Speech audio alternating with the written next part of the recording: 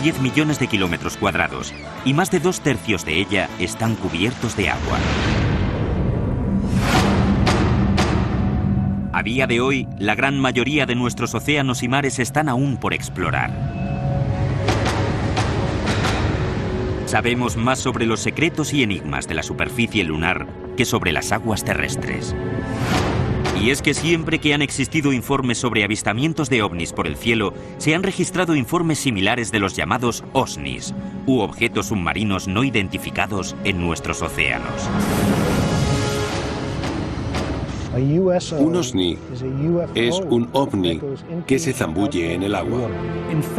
De hecho, los OSNIs y los ovnis son probablemente lo mismo. Un ovni se convierte en un OSNI cuando deja de volar y se sumerge. Por primera vez en la historia, descubra los misterios de los ovnis más escurridizos.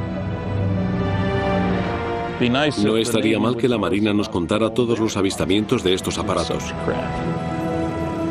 No hay duda de que es posible conseguir un vehículo supersónico bajo el agua.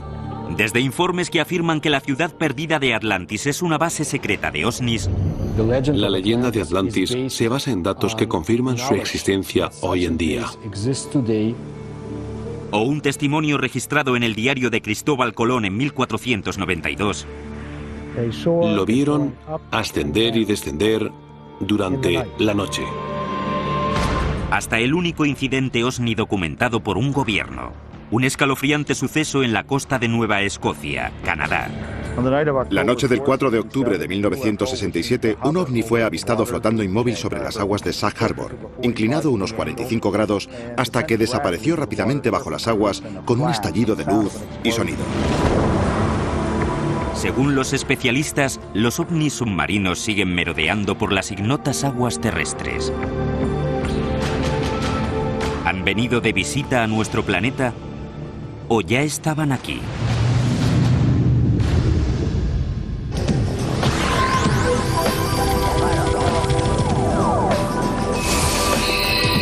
Historias de ovnis. OVNIs en el fondo del mar. Este es el Canal de Santa Catalina, una extensión de más de 40 kilómetros de ancho que separa la ciudad de Los Ángeles de la isla Catalina. Según los expertos, estas aguas, parte de las cuales pueden tener una profundidad equivalente a la altura del Everest, podrían albergar algunos de los misterios más insondables del planeta. You are seeing an unidentified flying object. It is not a hoax. It is real. The film was taken by Leland Hansen while filming Catalina Island from a helicopter. En los últimos años, la oleada de avisos sobre objetos submarinos no identificados, los llamados OSNIs, sumergiéndose y emergiendo del canal, han suscitado un gran revuelo entre los vecinos y los investigadores. Toda la zona es un enorme lecho de actividad ovni. Probablemente habré descubierto unos 2.300 casos de ovnis sobrevolando estas montañas y estas aguas. Es una zona muy activa. Preston Dennett es el autor de OVNIs sobre California. Lleva casi 20 años investigando la actividad OSNI en esta región.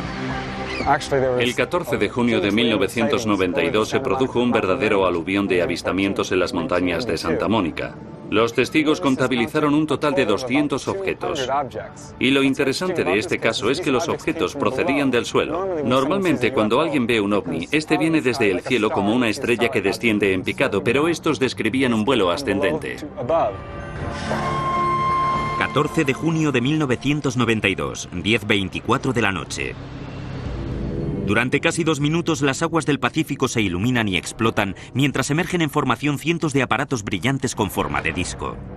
Al igual que en otros casos similares, estos artilugios surgieron del océano en un silencio casi absoluto. Según los testigos, se quedaron un momento flotando antes de salir disparados al espacio. Se recibieron avisos sobre este incidente en diversos destacamentos de la policía local, incluso en el de la lejana Malibú. La siguiente es una de las llamadas reales que se registraron precisamente aquel día. Monster Sheriff Station. Did anyone report anything strange tonight? Maybe other than one specific. Strange. Lights. Lights? Yes. What exactly happened to you? I'm ashamed to tell you because I think you're going to think I'm crazy. We saw what we thought was a bright light up in the sky. Okay. We could hear it wasn't a helicopter. I'm telling you, I have never been more frightened in my life.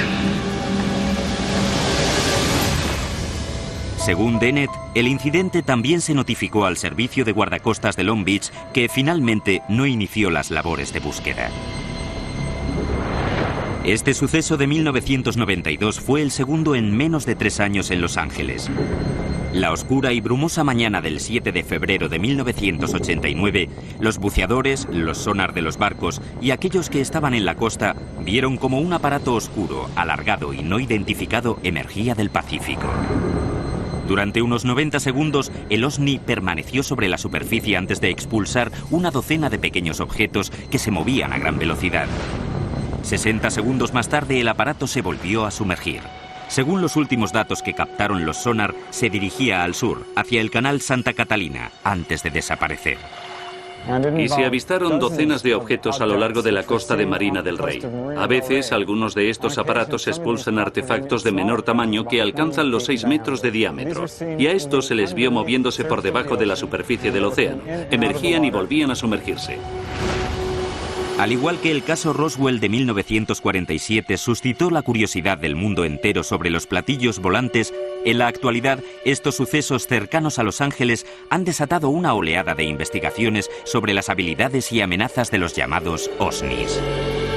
Los océanos cubren el 70% del planeta y en ellos se esconde mucha historia y muchos misterios. Sería muy razonable que toda una sociedad de seres inteligentes y avanzados eligiera vivir bajo el agua, ya que nadie va ahí abajo.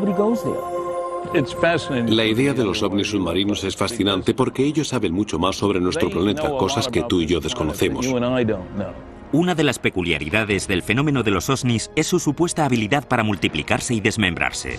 Uno de estos asombrosos sucesos se conoce como el caso de Golfo Nuevo. El 8 de febrero de 1960, la Marina Argentina entró en alerta cuando registraron 2 objetos no identificados con aspecto de submarinos en sus aguas.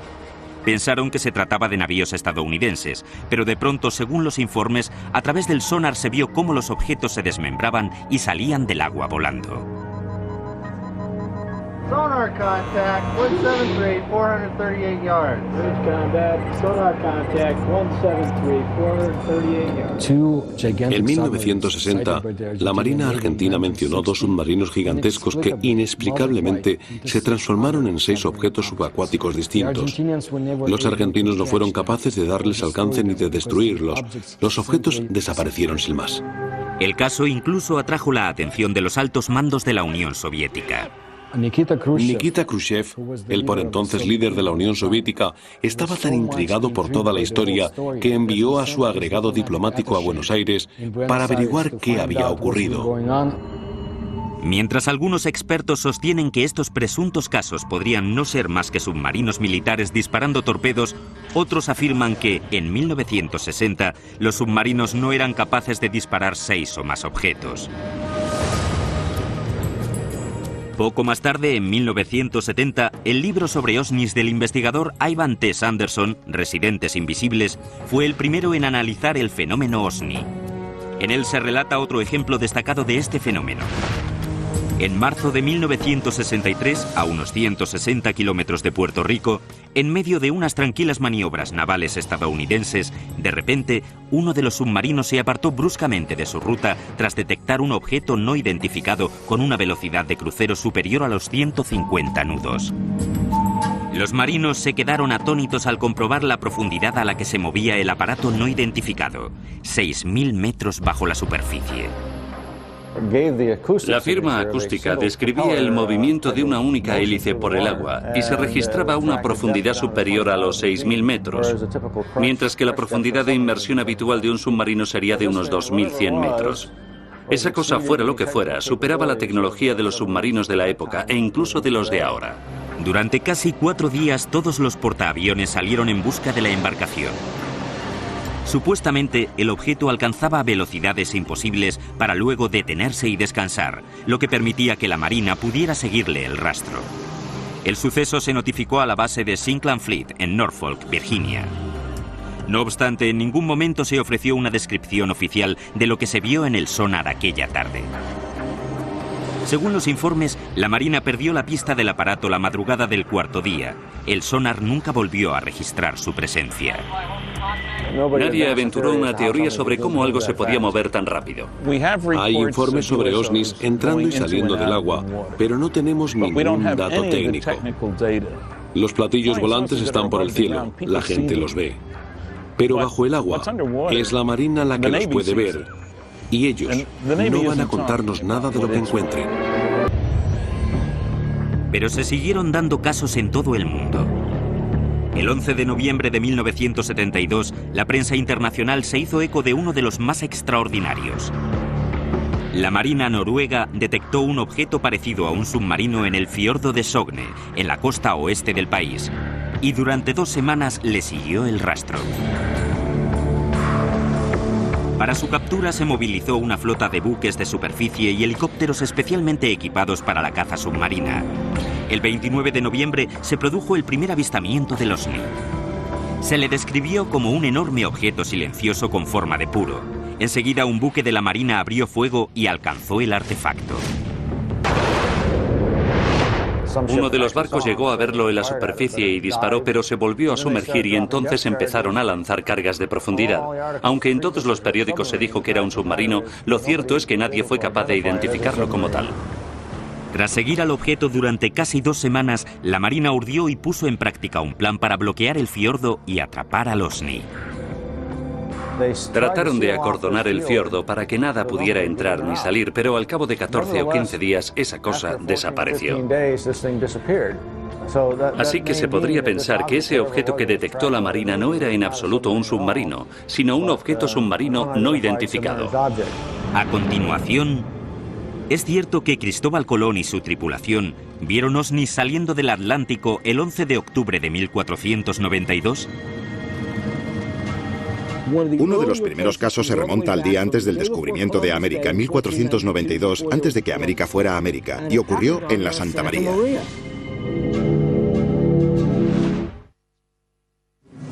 ...11 de octubre de 1492, 10 de la noche. Era una noche tranquila y despejada. Cristóbal Colón y su tripulación se deslizaban lentamente sobre una de las fosas oceánicas más profundas del Atlántico, en medio del Triángulo de las Bermudas. Bajo ellos se extendían 6 kilómetros de agua. De pronto, del fondo del océano empezaron a surgir destellos de luz sobrenatural. Uno de los primeros casos se remonta al día antes del descubrimiento de América, en 1492, antes de que América fuera América. Y ocurrió en la Santa María. Uno de los marineros, Gutiérrez, estaba en la Santa María con Cristóbal Colón y divisó un objeto saliendo de las aguas. Un objeto con forma de disco. De repente, un enorme destello de luz de un brillo distinto a todo lo que por entonces se conocía empezó a manar del agua hacia el cielo, sobresaltando a Colón y a los 120 hombres a bordo de las 3 carabelas españolas. En menos de 5 horas, esos mismos hombres descubrirían el Nuevo Mundo. Cristóbal Colón llevaba un cuaderno de bitácora y en él se describe lo que se puede interpretar como un suceso ovni. Según la descripción dada en el cuaderno, vieron el parpadeo de una vela de cera ascendiendo y descendiendo en mitad de la noche. No podía tratarse de una hoguera en tierra porque estaba por encima del horizonte. Este posible caso OSNI es algo más que mito y leyenda. Por primera vez, los textos originales del cuaderno de bitácora de Colón se han puesto a disposición de las cámaras de televisión gracias a los archivistas de la Universidad de Fordham, custodios de un curioso ejemplar escrito a mano del diario. El avistamiento del 11 de octubre de 1492 no fue un incidente aislado. A lo largo de los 2 meses de viaje, el cuaderno de Colón muestra un patrón continuado de sucesos peculiares reseñados de forma críptica, entre los que se apuntan inexplicables avistamientos y extraños episodios en el cielo. La siguiente es una entrada del 10 de septiembre de 1492, a mitad de la travesía. Aquí dijeron los de la carabela niña que habían visto un garjao y un rabo de junco. Y estas aves nunca se apartan de su tierra cuando más 25 leguas. 11 de septiembre de 1492. Vieron un gran trozo de mástil de nao, de 120 toneladas, y no lo pudieron tomar. Las entradas del 17 y del 20 de septiembre indican que las estrellas u otras luces no identificadas en el cielo parecían moverse. La causa fue porque la estrella parecía hacer movimiento y no las agujas. Y la conocida anotación del 11 de octubre. Puesto que el almirante a las 10 de la noche, estando en el castillo de popa, vio lumbre y llamó a Pedro Gutiérrez y dijo que parecía lumbre, que mirase él, y así hizo y la vio. Después de que el almirante le dijo, se vio una vez o dos, y era como una candelilla de cera que se alzaba y levantaba. Es posible que estos extraños sucesos, registrados durante la travesía marítima más legendaria de la historia, se debieran al seguimiento de las carabelas españolas por parte de embarcaciones de otro mundo. Hay quien opina, no obstante, que cualquier interpretación o racionalización que se extraiga de los cuadernos de Colón no responderá a toda la verdad. Si Cristóbal Colón hubiera visto algo extraño salir del agua, volar alrededor de su barco y luego despegar, se lo hubiera contado a alguien, le hubieran tachado de loco y le hubieran metido en el calabozo enseguida, porque aquello era imposible. Uno de los primeros informes sobre ovnis data del año 329 a.C. Tras presenciar lo que describió como escudos refulgentes emergiendo del río Yajartes en la India, Alejandro Magno quedó tan convencido de que eran navíos de otro mundo que dedicó sus 6 últimos años de vida a la búsqueda de estos objetos. Para ello se sirvió de una campana de inmersión, supuestamente el primer submarino del mundo. Sin embargo, existe la creencia de que las aventuras subacuáticas de Alejandro tenían un objetivo más ambicioso: encontrar y conquistar el único reino que se le había resistido, Atlantis.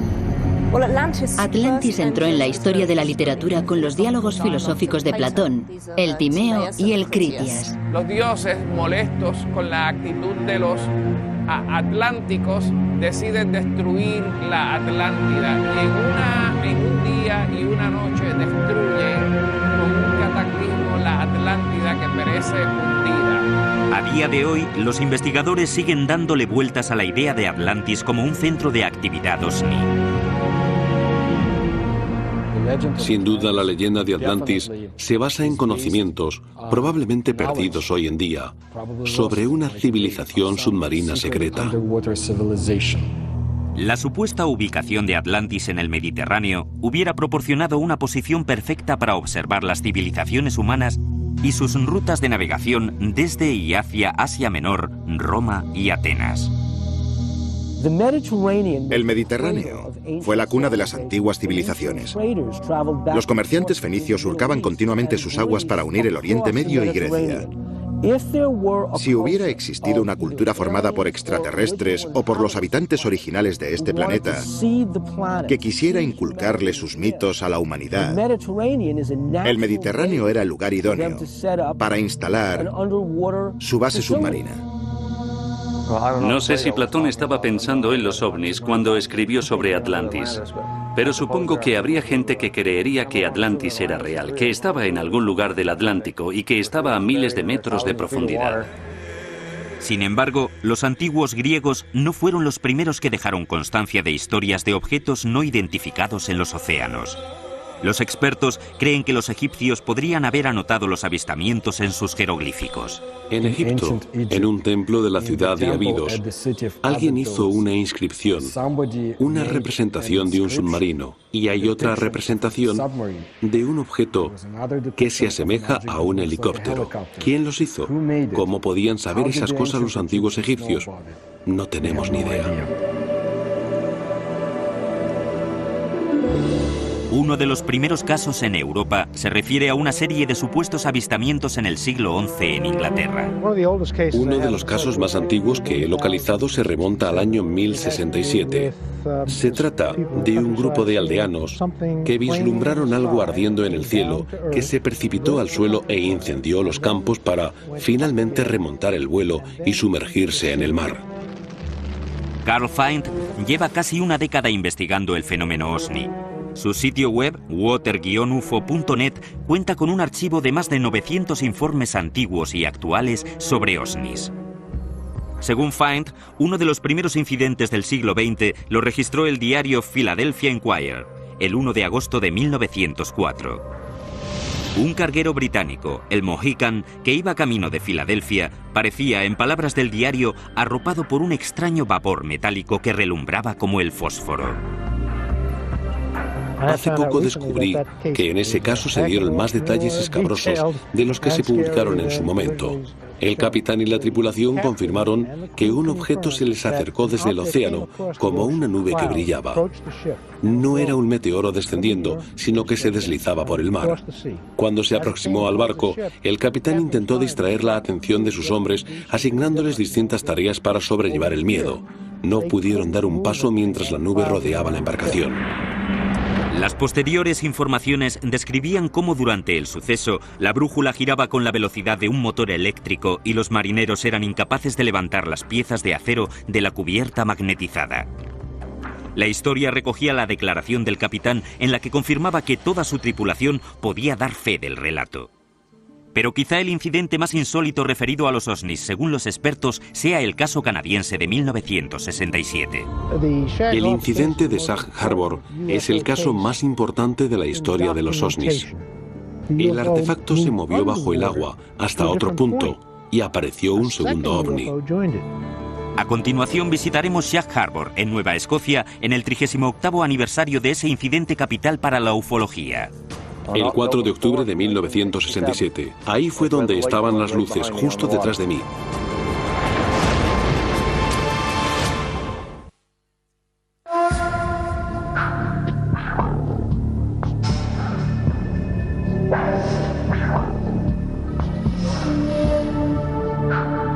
Hace 38 años, el 4 de octubre de 1967, a eso de las 11:20 de la noche, ocurrió algo en Sag Harbor que se recordaría durante los años venideros.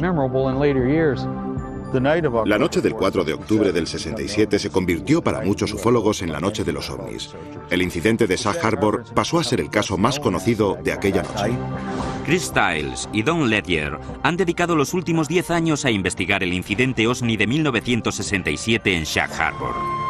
El caso, que contó con una amplia cobertura informativa en Canadá por aquel entonces, con el tiempo fue relegado al olvido. Su libro Objeto Oscuro reabrió el debate y arrojó nuevos datos sobre los muchos sucesos notificados aquella noche y las semanas siguientes. La razón por la que se destacó el incidente de Sag Harbor por encima de los demás avistamientos de aquella noche se debe exclusivamente a que fue el único suceso en el que algo cayó desde el cielo e impactó en el mar. Hizo mucho ruido y se vieron luces. También fue el único en el que nadie avisó sobre un ovni. Rápidamente la sede local de la Policía Montada de Canadá recibió diversas llamadas que decían simplemente que habían visto luces. Pensaban que quizás se había estrellado un avión en lo que ellos llamaban el estrecho. El interés y la preocupación se centraba solamente en la posibilidad de hallar supervivientes. Nadie informó sobre un ovni.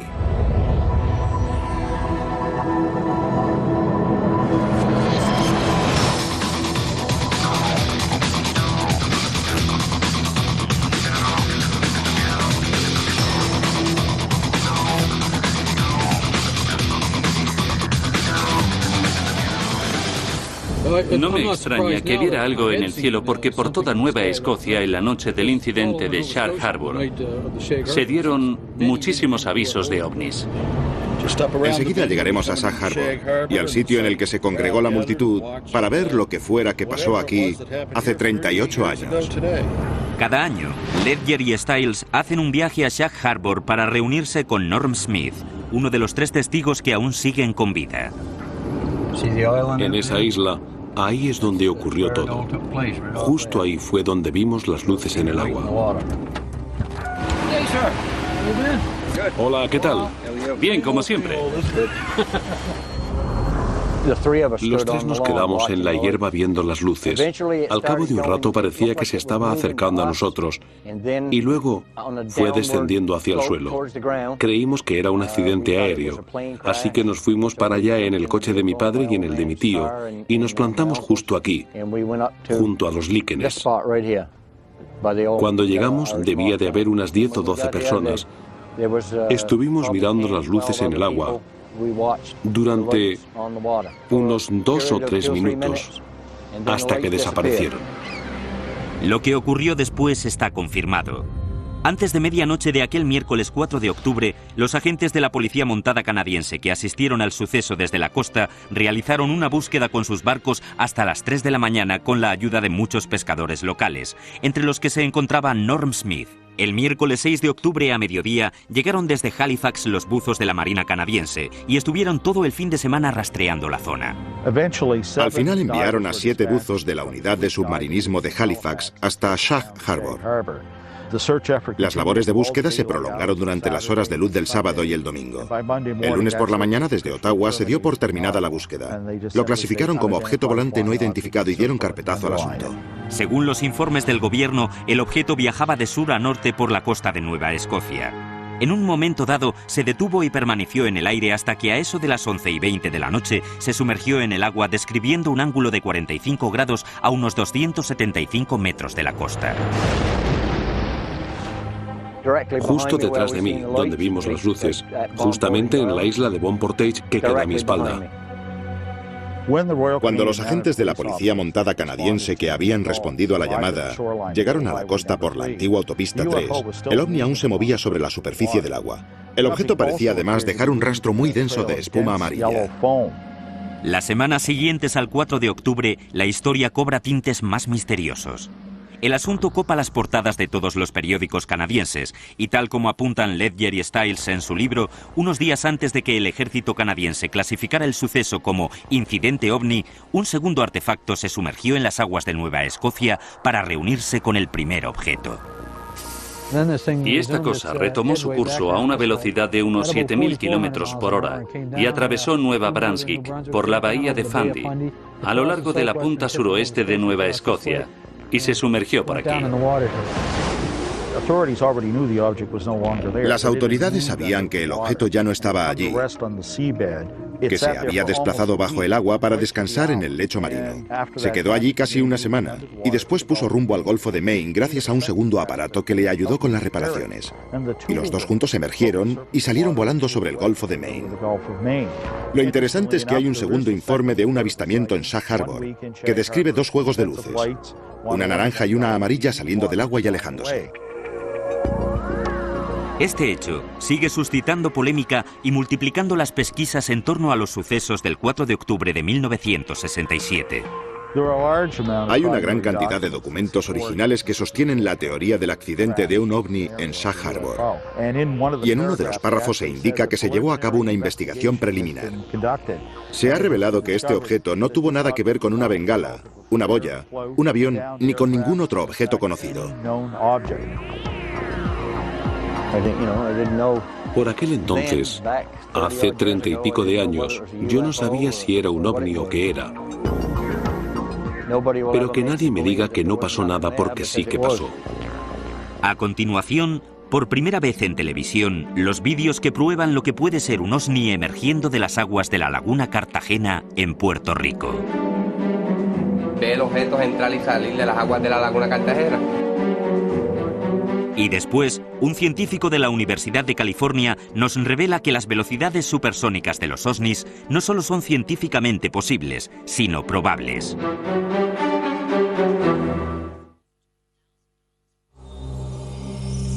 Quizá la región con mayor historial de actividad ovni sea la costa que rodea la isla de Puerto Rico. Al situarse en el misterioso extremo sur del Triángulo de las Bermudas, durante décadas la isla ha sido el centro de muchos debates sobre estos artefactos. Puerto Rico es un foco de actividad ovni submarina y parece ajustarse al patrón de los demás casos. Puerto Rico es considerado uno de los países de las Américas de más avistamientos ovni. Los miembros del proyecto Argus, un grupo de ufólogos con base en la isla, nos invitan a un recorrido por algunos de los lugares supuestamente más frecuentados por los ovnis.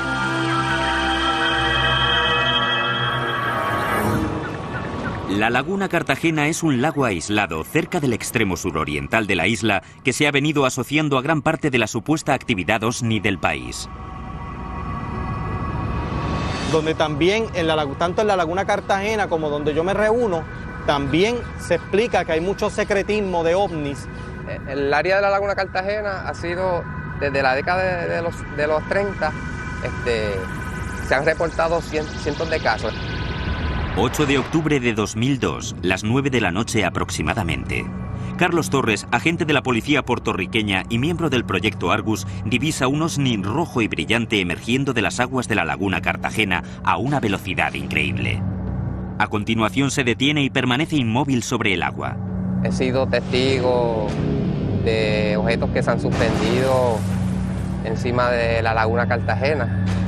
Estuvieron involucrados militares, fueron testigos también. Y este objeto pues vuelve nuevamente, viene del área de Monte del Estado, Maricao, y se suspende exactamente encima de la laguna Cartagena. Tras flotar durante varios minutos sobre la zona, se vio cómo el objeto volvía a sumergirse en el lago. Otro miembro de Argus, Luis Epi Quiñones, cree que él también grabó el mismo objeto en 2004. Sí, lo más importante pues, yo tomé un video el 20 de noviembre del 2004 en el área, en las inmediaciones de Laguna Cartagena, que demuestra pues que allí... Estas imágenes, en primicia para la televisión, podrían demostrar la existencia de un ovni en este enigmático lago. El aparato brillante que se vio salir del agua estuvo flotando durante casi un minuto antes de alejarse volando. Ya que en un momento, en la década de los 90, se trató de desmentir lo que estaba ocurriendo en el sitio, a pesar de que hubieron cientos de testigos y testimonios que decían haber visto luces entrar y salir de Laguna Cartagena. Básicamente avistamiento se ha visto en todas partes de Puerto Rico, pero los lugares más mencionados está Laguna Cartagena, está la carretera 303. La región de Lajas, que atraviesa la carretera 303, ha sido otra fuente de informes sobre ovnis y osnis. Entre ellos el de un posible choque en Monte Indio en 1997 que dejó chamuscada la zona del impacto y muchas preguntas sin respuesta. El 5 de mayo de 1997, aquí se estrelló un platillo y quemó muchas tierras en lo alto de la montaña. Aquella noche vinieron los federales y abrieron algo. No se sabe qué. ¿Un ovni? Tras el accidente de 1997, las autoridades locales empezaron a tomarse más en serio los avisos sobre ovnis y osnis. Como resultado directo, el alcalde de Lajas hace poco rebautizó la autopista que atraviesa el centro de Puerto Rico como la Ruta Extraterrestre 303. Pero por ahora, otros asuntos extraterrestres en la isla reclaman la atención inmediata de los expertos. Desde las laderas que rodean Lajas, el gobierno suele lanzar un misterioso globo aerostático amarrado que transporta un radar que alcanza casi los 5 kilómetros de altitud. Aparentemente su misión es controlar el tráfico y el tiempo, pero los ufólogos creen que eso es solo una tapadera para su verdadera función, observar y registrar cualquier actividad extraterrestre. Hay un documento de gobierno, la legislatura, donde se pidió una investigación secreta, no pública, secreta, sobre estos avistamientos de ovnis dentro de las aguas. Pero también dice el documento que no representan ningún peligro para la humanidad. El volumen de informes sobre ovnis en torno a esta pequeña isla ha llevado a muchos a plantearse la posibilidad de que las profundidades que se abren bajo el extremo sur del Triángulo de las Bermudas, junto a la misma costa, ocultan algo más que ovnis. Los expertos y los ufólogos de todo el mundo están convencidos de que podría albergar toda una base de estos aparatos.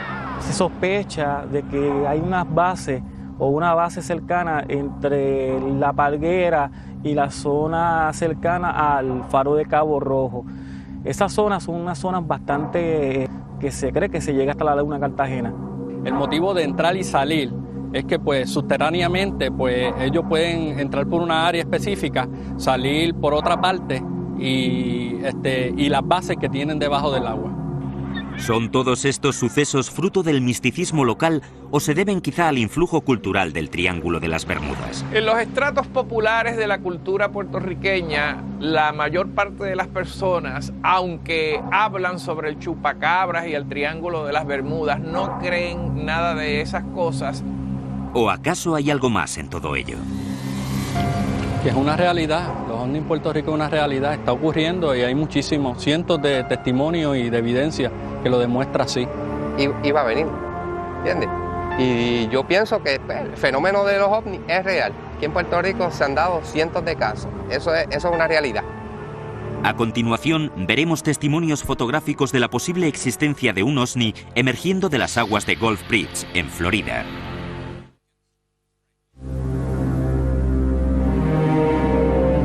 Se cree que los objetos submarinos no identificados son capaces de desplazarse por nuestros mares y océanos de maneras que desafían todos los principios de la física moderna.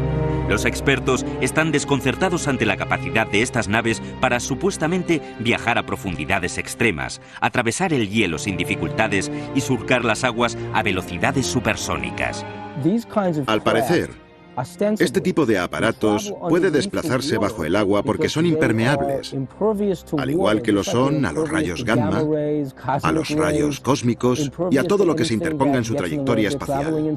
De acuerdo a los informes, entendemos que estamos ante una tecnología avanzada. Rodean a los barcos y al segundo siguiente se sumergen en el agua.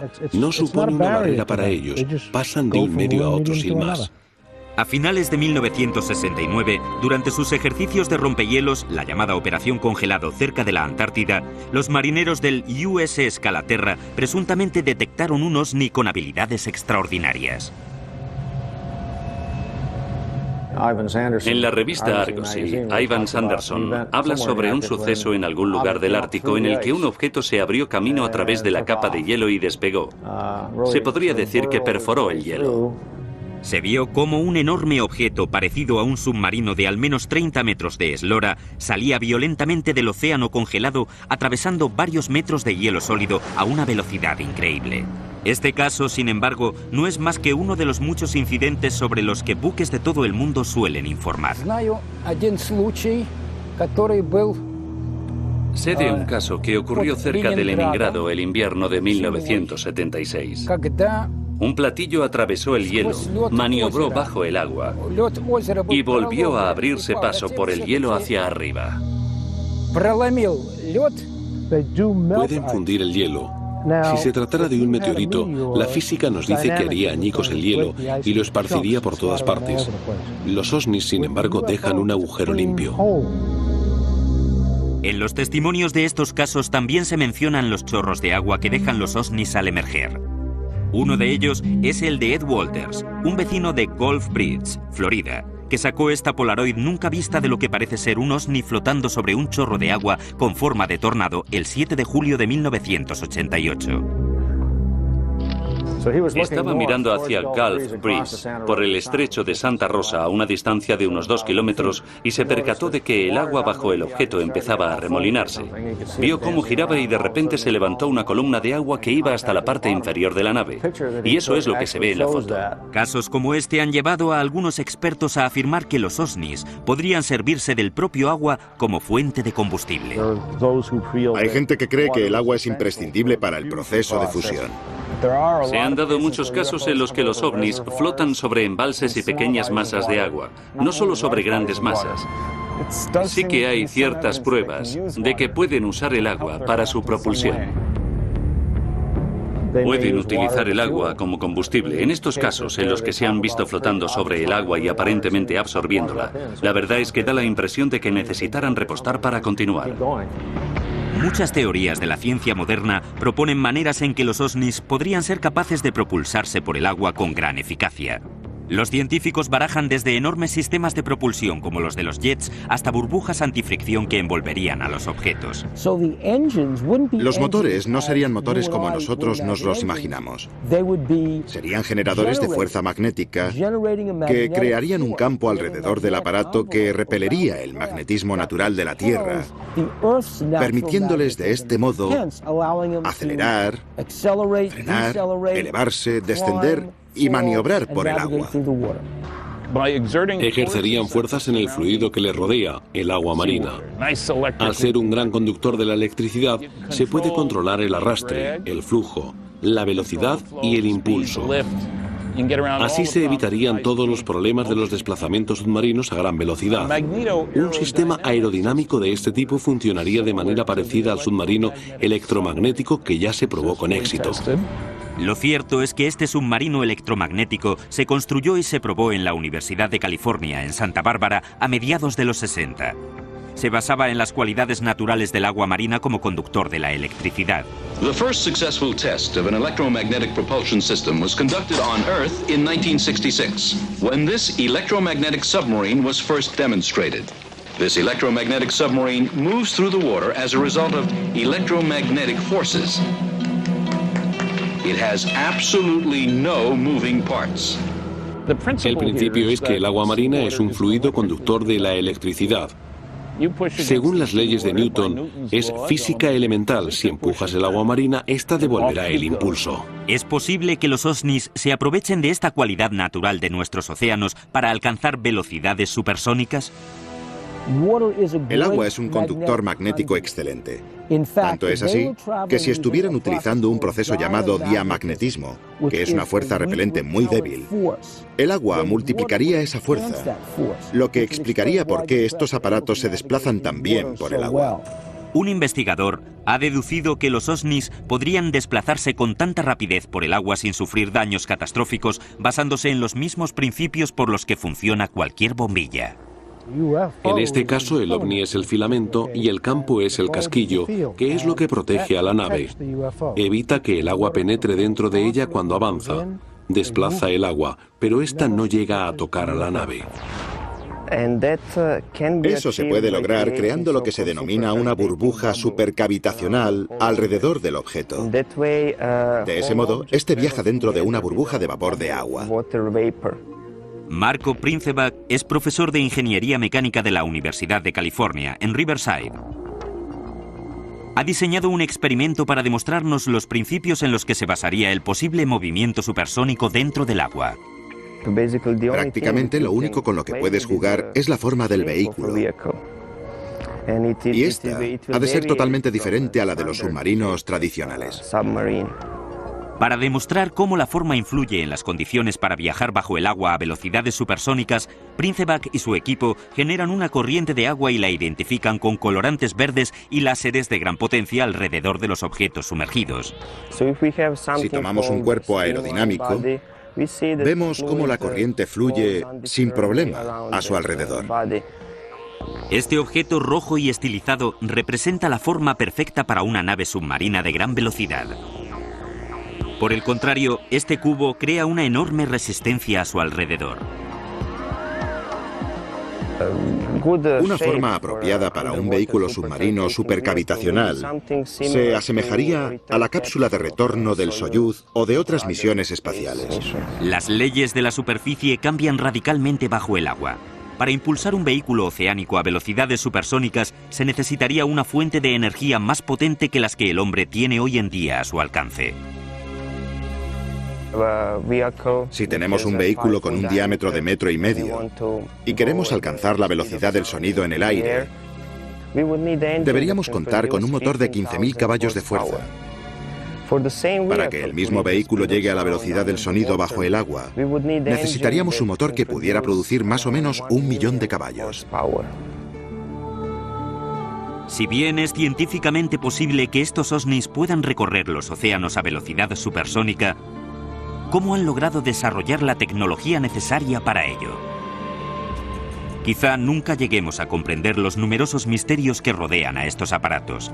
Y eso es precisamente lo que suscita la mayor polémica y aflicción entre investigadores y científicos.